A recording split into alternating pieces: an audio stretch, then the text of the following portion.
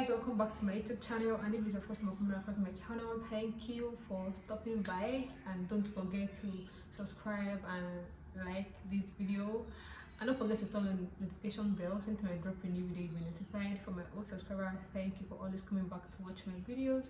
So today's video is going to be the continuation of my last video, but before we dive into it, I would like to clarify some things for what I said last time.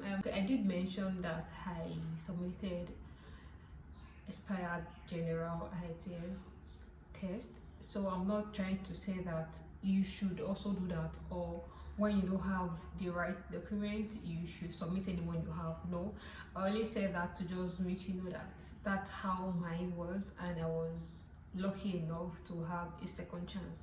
So in as much that I actually did that, I will not encourage or advise someone else to do that. It's good for you to actually get your document ready, like what they asked for, have them down, like cross-checked before submitting, and be sure of what you are submitting. And thankfully, after the whole process for me, the University of Alberta actually removed the requirement, like English requirement for Nigerians, like any school in Nigeria, so you don't have to write English test. I just wanted to clarify that part, so it's not as if I'm encouraging anybody, or I'm encouraging you, or I'm saying that when you're submitting documents you're going to get your admission, or you're going to get anything you want. That being said, let's just move into today's.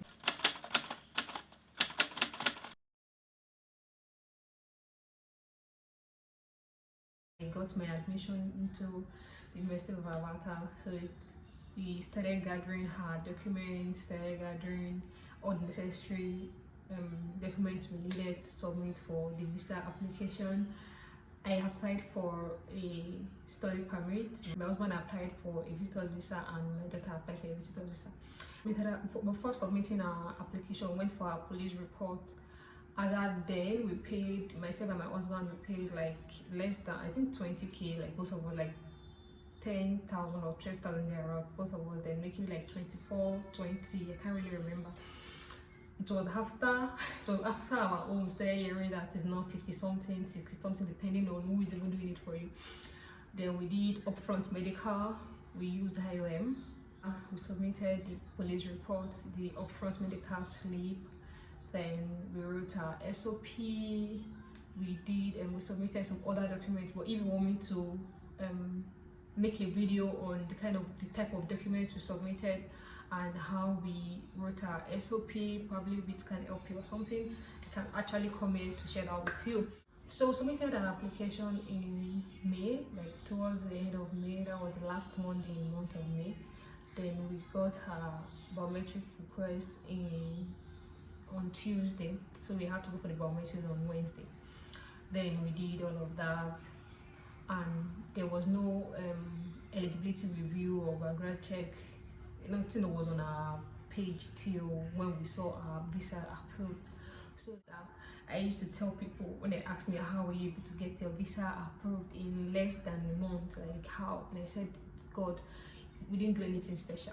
Like most of the things we submitted were things we saw online, like things we saw people have been doing, the information we had, we got, the research we made, YouTube videos of some people and everything.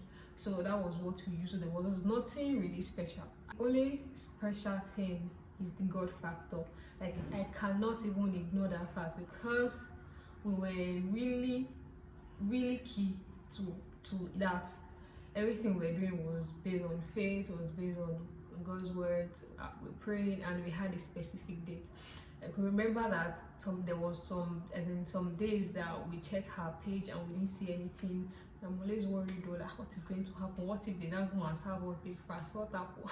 Well, I should not think about that. Like it's good to have God's words in your mind. Be sure of what you want. You can't be asking for one thing and be thinking about another thing. So waiting, we had to put our faith to work. So we had to go by envelope and put all our passports inside, all the documents, other documents we need to put inside the envelope to send to DHL. We did that and just kept it somewhere that in case drop the approved message. We just take it to that day or the next day to DHL. So by the time the next time we saw the email, my husband had checked the email and he saw that mine was approved, his was approved, Anthonia's one was approved. We were really happy. Like, we started planning our trip because I needed to be in Canada in August for my 2 weeks course. That one, like, it was compulsory. It's intensive 2 weeks course, so I had to be in Canada. So we had to make our trip in August. We had to just start planning, start selling things, having to book our flight and everything, cancel one, we book another one. Then another story, we started hearing another story again. Point of entry is another one. You have to be very distinct. They can ask you quite serious questions that if you don't answer well, if they see any fishy, whatever, they can send you back. Your proof of funds has to be there, your account, don't touch it, don't do this, don't do that. Too much information. So, but still, God that did this one, that did admission, that did this application, we do it. So by the time we got to our point of entry, it was really easy. We didn't spend up to 5 minutes. I got my study permit. My husband got, Nathaniel got his record. Then the officer told my husband that he will not be able to give my husband work permit because he didn't apply for work permit. So, but if you want to get a work permit or you want to stay, you can just apply for a work permit. But we already made our research already. We knew what and what could do when we get here to get that done if he was going to stay for long, because he actually planned also to go back after coming here with us, then go back to work and come back later and all. But so we got there and we saw that only me cannot do this work. He cannot leave me here with Natalia and to start sending her from Nigeria to start paying house bill, pay bills. So he had to stay back. Then in less than a week he got his work permit.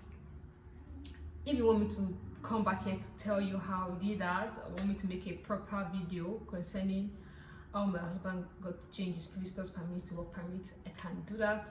Just let me know in the comment section. So now we are here.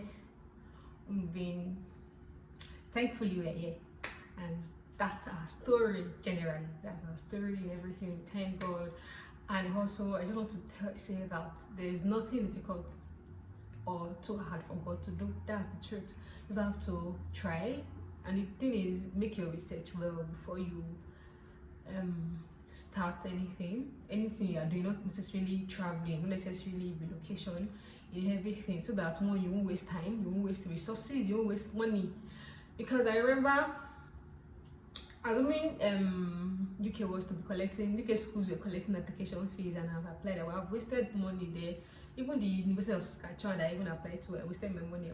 And before now, I already applied to University of Manitoba. That was in 2019 too. So, like, when you know what you are doing and with God's direction, you will not have to waste resources, you don't have to waste time and money. So I just hope this will I hope you've learned one or two from these. And if you have any question, meanwhile, I'm not an immigration officer or immigration consultant. I'm just a normal person, normal human being like you that make research and have information, little information. I won't say all, but at least to some extent. And probably you want me to clarify some things based on what I've said here. I'll be glad to do that. So guys, we've come to the end of today's video. Thank you for watching. Don't forget to subscribe. Don't forget to like this video. Drop a comment. I'll be expecting them. I'll be ready to reply them. And I will see you guys in my next video.